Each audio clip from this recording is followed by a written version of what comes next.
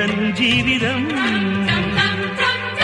கவிதைக்கு வரிகள் தேடி காலம் போனது, கல்லுக்கும் கவிதை பாட நேரம் வந்தது.